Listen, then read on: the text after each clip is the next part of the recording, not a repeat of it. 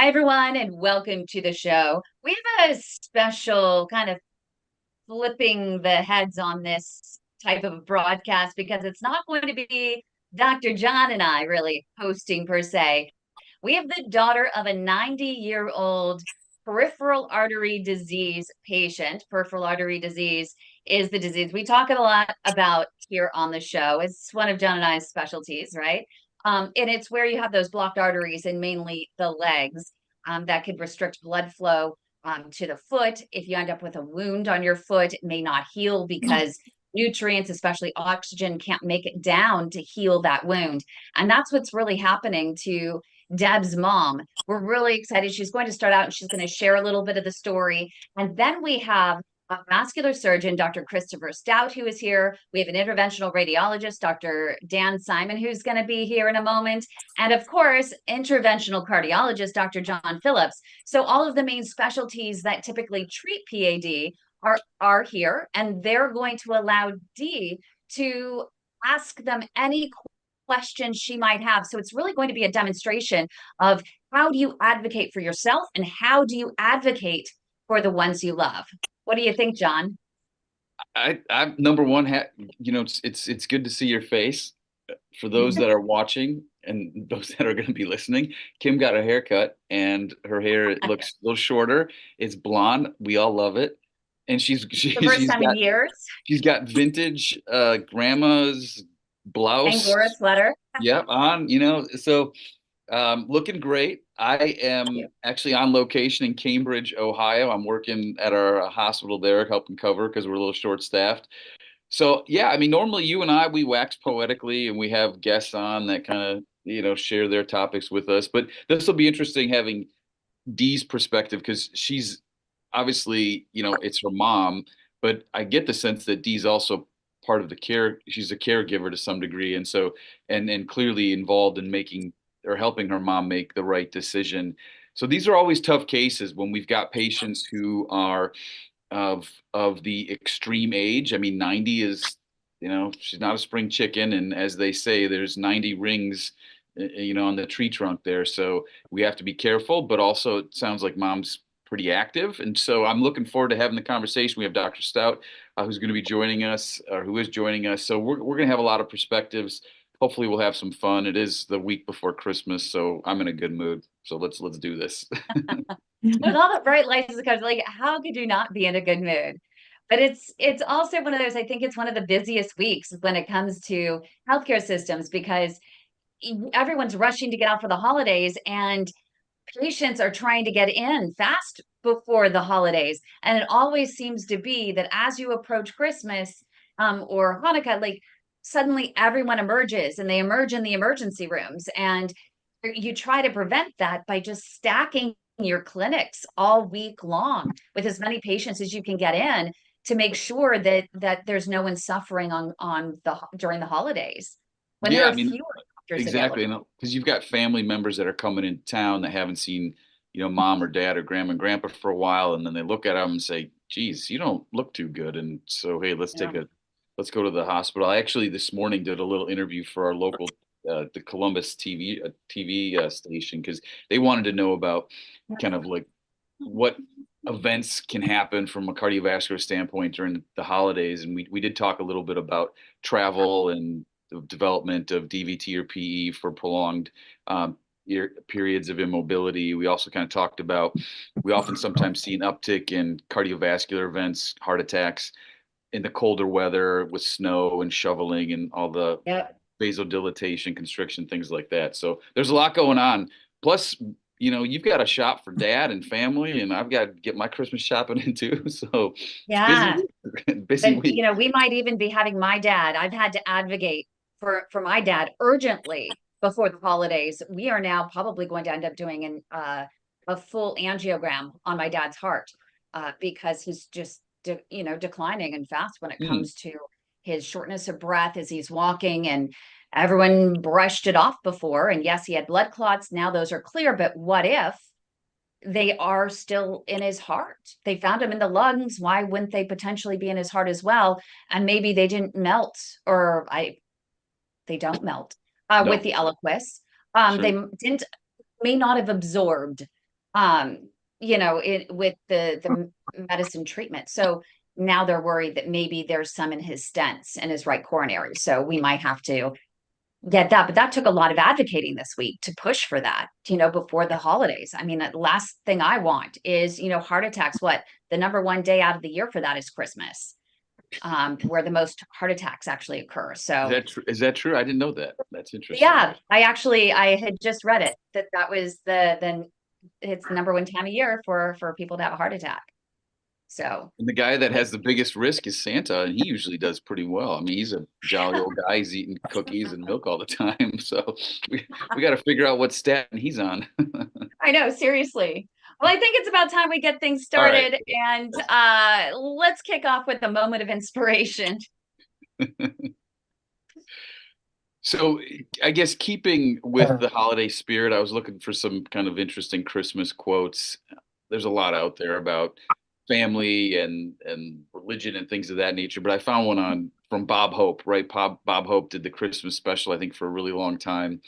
And I like this one. And so he's quoted as saying, "My idea of Christmas, whether old fashioned or modern, is a very simple one, just loving others." And he says, Oh, "Come to think of it, why do we have to wait for Christmas to do that?" So I like that quote. Be kind of each other.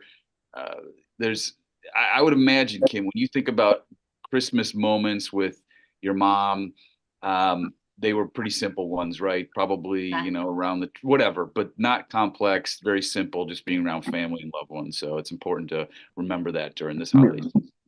it is. That was the perfect quote.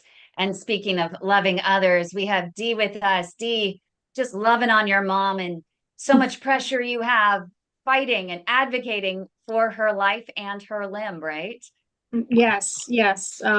Yeah, I know you know a little bit about the story, and I don't know how much you shared with the rest of it, but she has more complicated medical issues. She has congestive heart failure and coronary artery disease as well. And so she has all those additional medical issues, and so it was kind of like trying to find the best person to help her with her situation, given all her medical issues and whatnot. So, and one of the things I had trouble finding is, finding like somebody that actually specializes in the below the knee and her feet and the feet area, and trying to figure out like who's the best person to be able to, also given her medical issues, who would be the best to, handle her. So I was wondering, one of the things I was wondering is, given each of everybody's subspecialties or specialties, like, is there any particular like training that you'd receive in the like below the knee and the feet that, like, are there any specific fellowships or, after fellowship training that specializes in your respective fields? I'll take that, and then I'll let the rest of the physicians comment. For me, no. I mean, as an interventional cardiologist, we play in small arteries in the heart. The calibers are pretty similar. They're a lot shorter in the heart, but similar diameter of those in the tibial vessels. And so those are the vessels that are below the knee and potentially, going into the foot. I did do some training out in Italy to learn from some of the physicians out there who have really kind of taken the whole below the knee, at least in my opinion, the below the knee intervention and into the foot intervention to the next level. So I was thankful enough to get learn some of their tricks and tips and get their insight. But really, whether you're a vascular surgeon, interventional radiologist, interventional cardiologist, in my opinion, you have to, if you're going to treat people with peripheral arterial disease, you have to be able to treat people that have critical limb ischemia, and the vast majority of those have blockages below the knee, and so you have to be able to kind of work in that space and help people get better blood flow into the foot. And coming up right here on the Heart of Innovation, we're going to hear from an interventional radiologist, Dr. Dan Simon, and a vascular surgeon, Dr. Christopher Stout. They're going to weigh in just a moment. So we'll be back. Don't go away. And welcome back, everybody.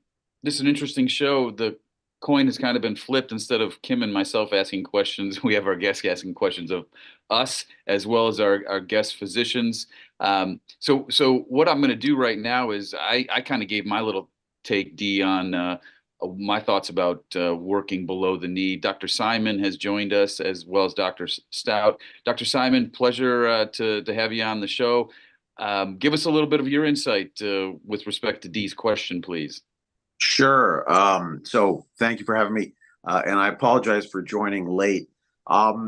So your question is a good one, and it could apply to anywhere in the country, which is, so who's the right individual, or what's the right training, or what's the right title for someone who can do sort of below the knee work? And the fact is, like, any of these people can do it, because the title is in fact not going to help you to the granular level of knowledge that you're looking, which is, so what is the experience level to work in these small tibial arteries? And certainly cardiologists are spectacular. They're all great, platforms, whether it's vascular surgery, interventional radiology, interventional cardiology. These are all potentially very well trained, skilled individuals. And so I don't think any training is necessarily going to eclipse any other by title. It's really, where does the operator choose to emphasize, and what's their skill level, and how comfortable they are. If I were to say, how do you ferret out in a particular geography who's the right individual to work? I had this question posed to me in New York, kind of where I live, which was, my dad needs a TAVR procedure. Where should it be done? Cornell, Columbia, NYU, Sinai, Montefiore, which hospital? And so if you said, okay, and to answer that question, I said, who I'm going to call? I'm going to call the companies that manufacture the TAVR devices and say, okay, Boston Scientific, okay, Edwards, who are the reps? And then say, tell me about the teams in these places, and who's good, and where would you go, that sort of thing. And so whatever geography you live in, you could say, okay, the operators who are going to be doing tibial work, which is what we're talking about here, you could say, let me talk to the laser people, let me talk to the CSI people, let me talk to the balloon reps, let me talk to the, stenting in that area is a little more advanced, and potentially yes or no, but certainly everyone's going to be doing an angioplasty. And so if you wanted to kind of understand who is super comfortable in that space, who is doing it on a regular basis, and I think from seeing some of the prequel to this show, I think this is Sacramento market. I don't know, even though I trained in California twice in my career, in LA and San Francisco. But I would say one way to get knowledge in the operators who are there and who are very comfortable would be to speak to the reps, get a hold of the drug company. Get a hold of the device people in that area and just ask questions. It's not that that's the final answer, but you're essentially doing some detective work. The other thing I would give a shout out for in this area, again, I don't have the full history and all that stuff on this patient. These tibial artery disease patients, they're often very sick. I think the CHF was in there. Wouldn't shock me if there's diabetes, COPD, renal insufficiency.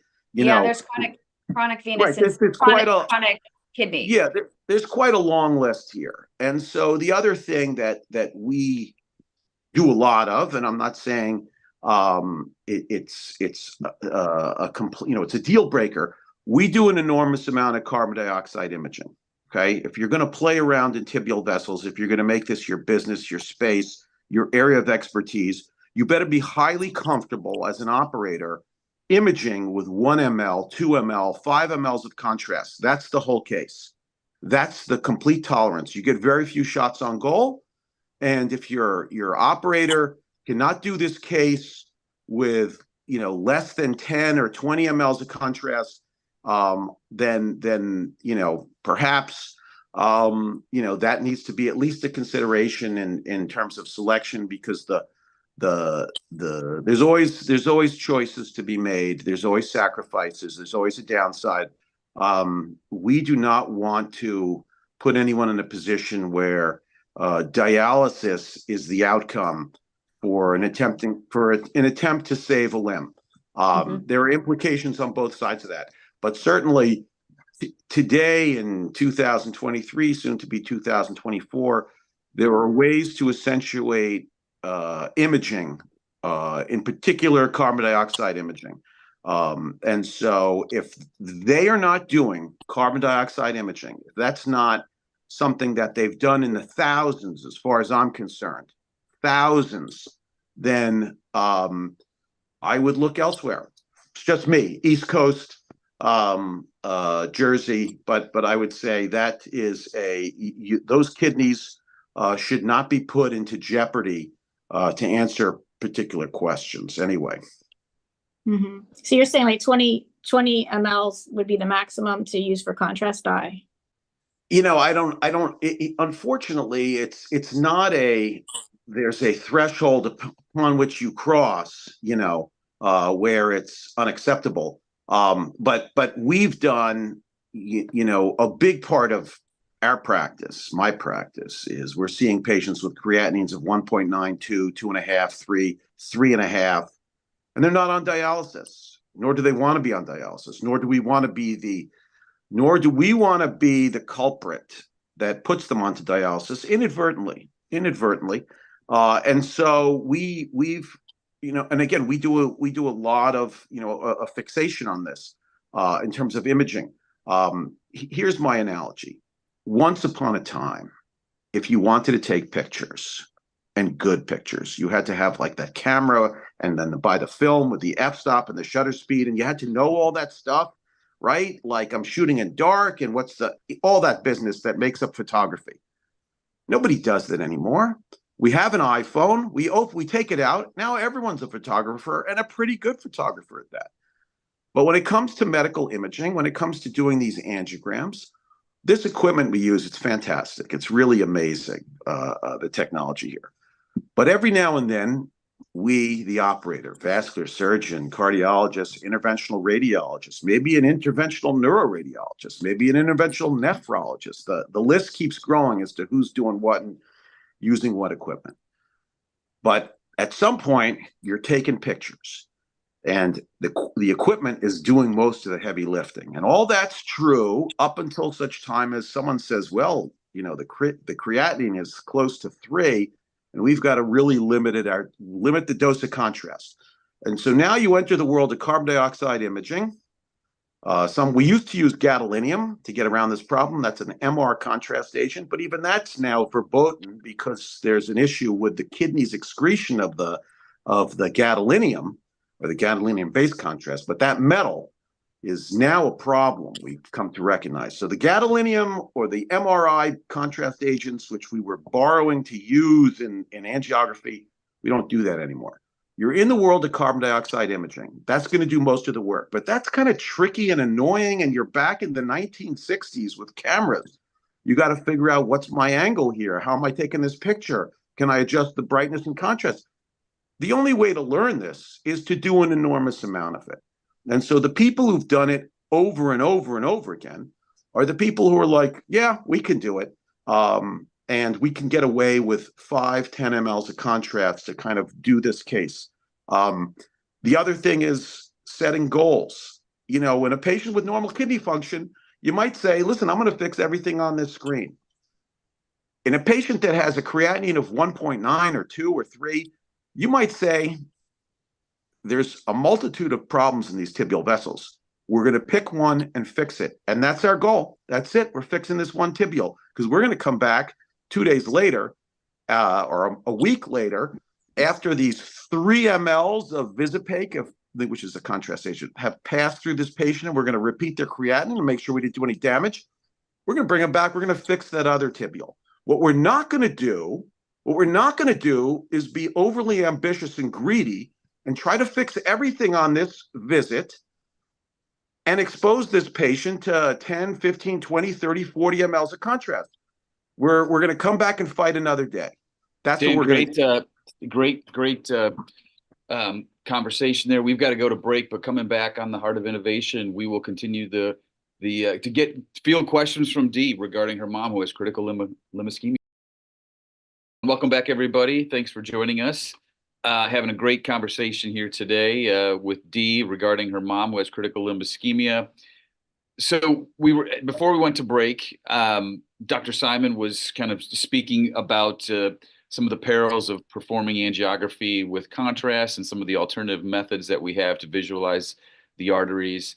Dee, you had a question regarding that still, or was there something else? Actually, I didn't know he was going to. I'm sorry he has to go. It was really enlightening, and thank you for sharing your insight, Dr. Simon.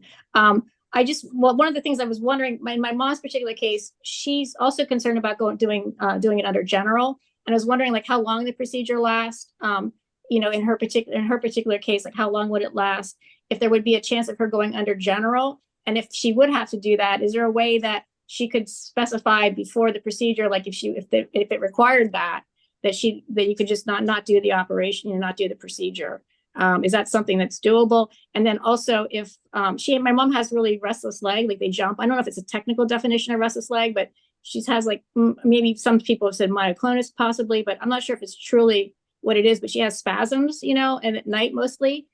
She just had a heart cath last July and she just did MAC, she just did Twilight for that, and she was fine. When they did the pacemaker, she also had a heart cath last April, and she was fine. She just had Versed and propofol, at the time, so she was fine for that. But I know they're in the legs, and obviously that's a little bit more whatever. And is it going to be a longer procedure? Like how long would the procedure be? Is that possible to do that? And then the other thing I wanted to ask is from the office-based lab with my mom's medical conditions, would it be better for her to stay at a place with a hospital that she would stay overnight to be monitored, because she does have CHF, she does have 100% blocked of her LAD, and another one, you know what I mean? And there's a lot to unpack there. I'll put my 2 cents in and then let Dan comment on it. So the use of general anesthesia, I would say 99 of 100 cases I use just Twilight.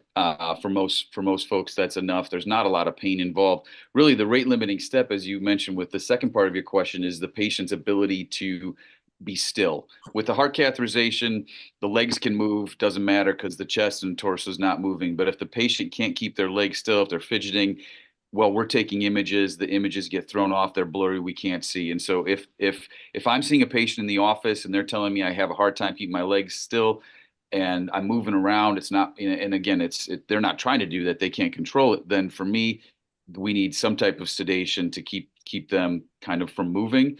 Obviously, at 90 years old with other comorbidities, you have to be careful about general anesthesia, but possibly having an anesthesiologist there that can kind of help with a more aggressive anesthetic would be my recommendation. I don't have an office-based lab, but clearly, mom's pretty old and has some comorbidities, and so potentially, maybe being in a place if something, where she would be needed to be monitored overnight might be a benefit.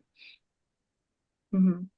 Yeah, I think John is very correct in saying, man, there's a lot to unpack in your question, and it's a great question. No, it's a great question. So I work in several office-based labs, and so in some we have anesthesia and some we don't. And this question of some of these things are largely in a crazy way. Just step back. Medicine is the judicious practice of common sense. That's really what it is. Okay, evidence-based, judicious common sense. And so someone's going to move their legs, and that is actually going to degrade our imaging, and it's a real problem. And we face it all the time. And so, as crazy as may seem, and we balance this, why do we even care about anesthesia? What's the big deal? Why not just put everyone under anesthesia? It's because itself, the action of anesthesia carries particular risks. Again, there's no free lunch. And so we try not to use anesthesia, and we use Twilight, and Twilight kind of has different definitions. And I'll often introduce the team who's handling anesthesia as this is our bartender for the day here, and she knows how to mix these drinks, and you'll be happy, is often what I will say. But sometimes the best is nothing. We're going to give the patient nothing. There's 2 parts to this. The first part is the taking of the pictures, just building this map of like we understand there's a problem, but in fact we don't really know the granular nature of what is blocked, open, not blocked, treatable, not treatable. We've really got to take pictures, and the better the picture, the more helpful, and the less movement, all the better. We actually have these Velcro straps, which we use to really immobilize the legs. And so we would much rather put several of those on and use nothing and just work through the restless leg syndrome or the movement. And so very small doses of fentanyl, Versed, we used to actually use a drug called droperidol. It's an anti-nausea drug, but in fact, it is in the Haldol family, and it kind of actually just mellowed people out. Anyway, what the goal is, little movement, take pictures, and then work off those. It's hard to say just what you're telling me where your mom should have it done, because in fact, this is again such a regional focused personal preference. Like one doctor saying, I can't do this case, is another person saying, we do 50 of these. This is no big deal at all. Okay. And so it really is, trying to ferret out from an operator, what your comfort level is. I think John's point is, you sit with a patient beforehand and you kind of get some sense of just how possible or not possible. But even that, Norman Schwarzkopf said, no battle plan has ever survived an encounter with the enemy. And so you can, of course, come up with, from your meeting and your physical exam and everything, you got a sense of, okay, how this is going to go, except on the day you do the test, everything could go out the window. And in fact, we've seen patients where the first angio was horrible, absolutely horrible. And the next time they come, because we're not trying to fix everything at one time, it's fantastic. They're great. It's just an absolute pleasure. And the reverse is also true. Where they're spectacular on the first visit, and a week or 2 weeks later, it's a completely different person who's on that table, especially in a 90-year-old with CHF who's going to be in a slightly unfamiliar environment. All bets are off necessarily. I used to be super anesthesia until I found myself working at a hospital where I was the guy who ran the stroke team. And often we would go up, I would call anesthesia and say, we have an active stroke. And they'll say, we'll be there in an hour. And I would often want to say, this train is leaving the station in the next 5 minutes. And you're either on it or not. I could care less. You want to show up? Fine. But we are not delaying, treating a stroke because you can't pull someone from a knee replacement or whatever. And so we've learned to work around anesthesia, but that's us. That's us and in particular circumstances. And so it's very hard to give like a broad answer to your question, which is really just, again, it's sort of a common sense question. Like, my mom's 90. Is she spending the night? Typically, we don't admit patients. We don't have anesthesia. And we're able to do this all outpatient. Typically, right. It doesn't mean your mom's going to fall in that box. Thank you so much, Dan, for being here as well. Dr. Dan Simon out of New Jersey, Interventional Radiologist. We appreciate you. We're going to come back with Heart of Innovation and Vascular Surgeon, Dr. Christopher Stout. So stay with us. Welcome back to the Heart of Innovation. We are with Dee. She is advocating for a 90-year-old mom. We are trying to get multiple perspectives from the practices that mainly treat peripheral artery disease, those blocked arteries, and mainly the legs. Her mom has advanced stage, which is critical limb ischemia, is what it's known as. And so she's debating, well, do I have a procedure to open the arteries? What doctor do I go with? Is it practice specific? Should I be having her do the procedure in the hospital or an office-based lab? Like, oh my gosh, so much pressure. Before the break, we were talking to an interventional radiologist, also Dr. John Phillips, an interventional cardiologist, weighed in. But we also have Dr. Christopher Stout, who is a vascular surgeon. So I'm going to let Dr. Stout jump in here and explain the practice of vascular surgery and the value in going to this practice as well. Dr. Stout. Yeah, very good, very good. Thanks for having me on here. A vascular surgeon, we're trained in how to do the angiograms and revascularize the lower extremities. In addition to providing, we're trained in how to do the bypasses if the angiogram fails. And I'm a firm believer that if it looks like it's able to be done with an angiogram, it's much less invasive, much less risky than a surgical bypass, which does require general anesthesia, does take multiple hours, does require, a week in the hospital, and it takes months to recuperate from it. So getting back to some of your questions on the risks and, should this be done, we generally will evaluate a patient, whether it's Dr. Simon or Dr. Phillips or I, will evaluate the patient before we do any procedures. And that's part of the defining their anesthetic risk and also their airway. And we look at, what is their heart failure? Okay, is their heart failure, are their legs swollen today? Are they short of breath? No, they're okay. We know that there's some coronary or some heart disease in there, and no matter which way you look at it, an angiogram still carries a small risk of developing a heart attack just because of the stress of the procedure. It's very, very small compared to surgery, definitely, but there is that risk. So I operate in OBLs in addition to hospital spaces, so I have a pretty good perspective on that. And I much prefer to do cases in my OBL first, even on the 90-year-old with CHF and LAD lesion, as long as they look good on my pre-anesthetic evaluation that day. And like Dr. Simon said, I've evolved to not using much anesthesia. And in the patients that have a lot of leg movement and things like that, I find that the less anesthesia you give, they can focus a little bit more. The patient can focus on, I'm going to try and keep my legs still. But when the patient is heavily sedated, then there's a little less inhibition, and they don't know, and their legs seem to move quite a bit more. One of the good medications I like is ketamine, which you got to be careful with ketamine in patients with high blood pressure, etc. So again, it's one of the things, it's like the bartender is going to mix a drink, and it may be, this medication or that medication or this combo. So all very good information for you here to be able to get you some information. Now, CO2 is a definite must, especially in anybody with chronic renal problems, because you don't want to push somebody onto dialysis or even push them up into where they're chronically renal insufficient. So then you bar them from other tests in the future. So I think CO2 is great.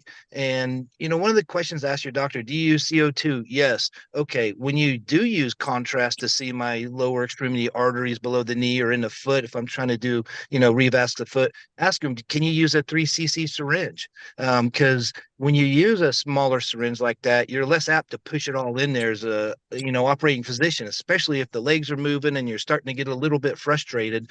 Using those smaller syringes will limit your contrast usage significantly. And you can do a case with just a few milliliters of the contrast and get a great result. So I agree with what everybody is saying so far. And I think that, find a doctor that will give you minimal anesthesia, and it's your preference and their evaluation of whether it's an OBL or a hospital. But think about what exactly is going on with the patient, and that will help you decide that. And the interventionalists, you've got to really be careful, because you're going to find really good vascular surgeons that can fix below the knee stuff. You're going to find guys that don't even take pictures or do angiograms below the knee, and vice versa with interventional cardiologists and interventional radiologists. There's just a big variability, and asking the reps, or if you have a contact that can ask a rep, such as Kym, that is a great resource for you. So and Kym knows everybody, so you can't go wrong there. You're giving away one of my secrets. Yeah, just one of what you said about the big variability within your subspecialty. What is the particular training, or is there an extra courses or certificates that you do after your fellowship training that specializes in below the knee and in the feet? To get the training, is it part of your fellowship, or is it added on the job afterwards? And what, who's doing, within vascular surgery, where are the fellowships that are more focused on, what centers are focused more on below the knee stuff? Yeah, that's a very valid question. And you're going to find different fellowship training programs that they focus more on fixing aortic stuff and large aneurysms. And then you're going to find other fellowships where they focus more on doing more peripheral vascular disease with, angiograms. And then you're going to find those programs that they're trained on how to do bypasses and they don't do very many angiograms. In order to graduate a vascular surgery fellowship, you have to perform a set number of angiograms, a set number of open bypasses. So you get trained on them, but you're only going to be as good as the faculty that train you. So if the faculty that train you are, they can put a stent in an artery higher up in the pelvis, or if they can, do something in the upper thigh arteries, but they're not good down below, you're not going to be good down below when you get done with your training. And, I don't want to go through all the different programs out there because there's, multiple programs, and it's difficult to kind of pick that apart. And your best option is, talking to guys like me, or talking to reps, et cetera about that. Now, in terms of below the knee is, it's a very complex disease process, and there's smaller arteries, and you've got to find somebody that has a passion for peripheral artery disease. If your doctor comes in and talks to you, your vascular surgeon or whomever, and basically spends 5 minutes with you and says, yep, you got blockages down there, we're going to try and fix those, but we can definitely fix the ones up here. That's probably not the right guy. The right guy is going to say, well, these are tough, we're going to try and open up this artery, but we got to make sure there's flow into the foot from that artery. You can kind of get a good sense from your discussion with them. If they talk a little bit more in depth about the below knee arteries, then they're probably going to be a pretty decent interventionalist. Mm-hmm. But is there any after your fellowship training? I mean, I don't want to just necessarily what centers are doing the best in lower leg or whatever. But after that, are there any other courses or on the any kind of on the job stuff that you can participate in, or you do participate in? Yeah, what definitely. Would that be? Like, what are those? Are they like any kind of certificate stuff, or I mean, I don't know. No, there's no extra certificate to get CLI certified. I mean, there's different. You can always get a certificate that says anything you want to make you look good. Right. Yeah. But there's no dedicated great program out there that says, okay, you're going to spend an extra 6 months and all you're going to do is below the knee angiograms and fix all this stuff. You're going to pick all that up in your fellowship training. You got to choose your programs accordingly. And now there's courses, different things that they're put on by the societies, and different people with different meetings that put on courses where you can practice getting pedal access and using different devices to treat different diseases, and whether it be a cadaver or a pig. There's definitely that option out there for the guys that need some help. But I've found a couple I've taught some of them courses. I find them to be pretty rudimentary to kind of get guys springboard into it. But for the most part, you learn a lot of this with experience doing, hundreds and thousands of these cases, like Dr. Simon said. You've got to have that experience, because it does matter, because you learn that, well, I don't see any artery right there, but I see something clear down there. So blood's getting there somehow. And I'll bet you that artery would fill with contrast. It's just got the blood flowing in the reverse direction because it needs to get blood back up to the calf muscle. So you go after that artery, and all of a sudden you've got a nice artery that goes from the knee to the ankle because you gave it a shot, knowing from your experience that there's a lumen, that there's something there to fix. So that's unfortunately, in the US, there's not a dedicated CLI program. Coming up right here on the Heart of Innovation, we'll have just a few moments to wrap up and give some final pieces of advice to Dee as she is advocating for her mom for her life and limb. So stay with us. Welcome back, everybody. So we're wrapping up our show. Been very insightful. We've had the privilege of hearing from Dee, who's taking care of her mom who has critical limb ischemia, and Dr. Simon and Dr. Stout have kind of weighed in. With the 4 minutes left, my 2 minutes of sense are, when you're looking for a proceduralist to help your mom, there's a couple of questions that you want to ask, in my opinion. And one of them is, do you do this procedure? Like, how many do you do? I have patients ask me how many patients I treat with critical limb ischemia, and I know the numbers. They ask me, what are the risks? And I sit down and kind of talk to them about the risks. Well, there could be a bleeding complication. There could be a multitude of things, and your mom's 90, so the risks do go up a little bit. But in general, the way I approach a patient who has critical limb ischemia, where they are staring down potentially a major amputation, and I might be able to help them, the likelihood of me killing your mom is very, very low. The likelihood of me having your mom go into renal failure from contrast is very, very low. The complication rate, I would say maybe 2 to 3% of a major complication. But the beauty of the procedure that we do from an endovascular approach is we can try, and even if we're not successful up that artery, we're probably not going to make her worse. And so I am very aggressive in patients, regardless of their age, if they're an appropriate candidate for an intervention. But you've got to go into that initial visit with your physician, whoever it's going to be, a surgeon, interventionalist, ask some pointing questions. What's your volume? What are your outcomes? I've never had a patient ask me, can I talk to another patient? But I mean, there's a lot of folks out there that dabble in the space, and then there are, I think, a little bit less that are actually truly CLI kind of interventionalists, and you want to find somebody that's a true CLI interventionalist. Right. Well, what if it depends, like if they would say, what the outcomes depend, because, people have present with varying, degrees of comorbidities, and it's going to be dependent on that, or what is the, it's going to be variable. In my opinion, it's pretty standard. I mean, so you look for, we have to put a tube in at some point to get access into our artery. So there could be a complication from there. But again, I quote patients a less than 3% risk of a major complication. Most of my patients go home the same day. So you can do it in an office, as we had talked about, or you can do it in the hospital. But there always is some risk involved. But again, you'll get a sense as to what that physician's comfort level is with the procedure, the more you kind of discuss the process of the procedure itself. And, if they're not doing a lot of these, then you want to find a doctor that does a lot of them.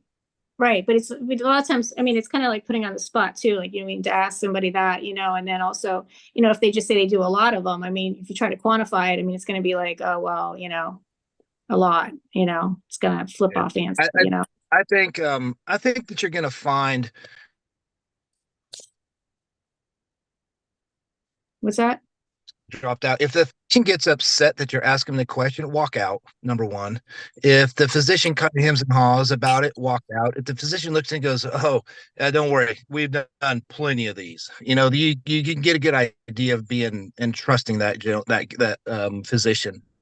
And there's going to be a risk with angiograms. I think in this case, I would be very hesitant to do a surgical bypass. Your risk of surgical bypass is going to carry a 7 to 10% chance of infection in wounds just that you created surgically. And those are going to take 3 to 5 months to heal up on their own. So with her wound, I would be very careful on doing a bypass. Like that would be absolute last resort. But do a diagnostic angiogram and then trying to fix, relatively decent stenosis, especially if your digit pressures are low, or if you got some other perfusion analysis saying that your perfusion pressure, your DBI is less than 0.6, then I would definitely go for the angiogram. Right, definitely. Yeah, wasn't considering bypass at all. But so if you do, so when you're doing the risk, so basically what the risk would be for doing the procedure itself, you know what I mean? Like for bleeding or for stroke. It's 3 to 4%. For each one of those categories, like hematomas, like perfusion, like, you know what I mean? Like, yeah, for just the angiogram itself, I think that your risks are going to be 3% or less, especially if it's diagnostic and you use CO2. I think that you're going to get out most of the time without any issues. If you need to go in there and angioplasty or even use an atherectomy device, your risk can go up a little bit, but I think you're still going to be at 3 or less. And those risks are mostly going to be bleeding from the groin, maybe a pseudoaneurysm. Most of those are remedied without surgery or any other major remedy. So it may take more time. You may be in a hospital for a day if you need to, but I don't see any big issue with you can't predict it. But I think that the risks are probably relatively small, provided versus the benefit of the toe wound, especially if it gets worse. Then your risk benefit ratio changes. Thank you so much. We really appreciate all of your perspectives, Dr. Stout. Thank you so much, Dee, for your vulnerability and your courage and for your fight, to advocating for your mom's life and her limb.